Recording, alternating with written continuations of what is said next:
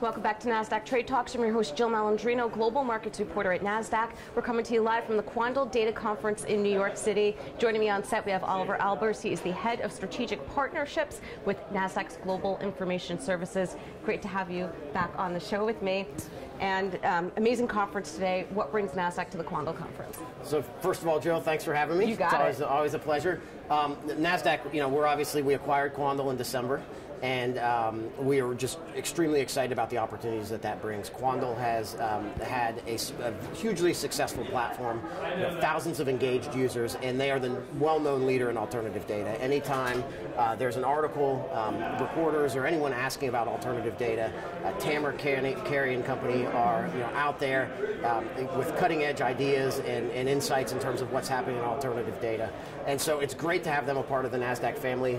We've already worked on the integration and leveraging kind of the best of both breeds, and we're just extremely excited about the opportunities that it brings for our customers and our mutual customers, and really this is the future of investing, and so it's just extremely excited to be here and be a part of it and hear about all the upcoming trends and what people are working on. All right, so why is it important for Nasdaq to be in the alt data space? Well, like I was saying, we really think it's the future. If you look at kind of the evolution of financial markets, the sell side had a lot of disruption in 2005 to 2015, where a bunch of human traders were replaced with servers and automation, and my feeling is we're in the midst of that with the institutional investing space right now. There's a lot of fee compression, there's a need for automation, and the way you automate, it has to be driven by data, and alternative data is going to be a big part of that in terms of providing not only alpha opportunities but also risk mitigation opportunities for investing firms going forward. All right, so with alternative data, is there more innovation on the horizon, or have we kind of hit the end of the road, or are we still in the beginning innings of the game?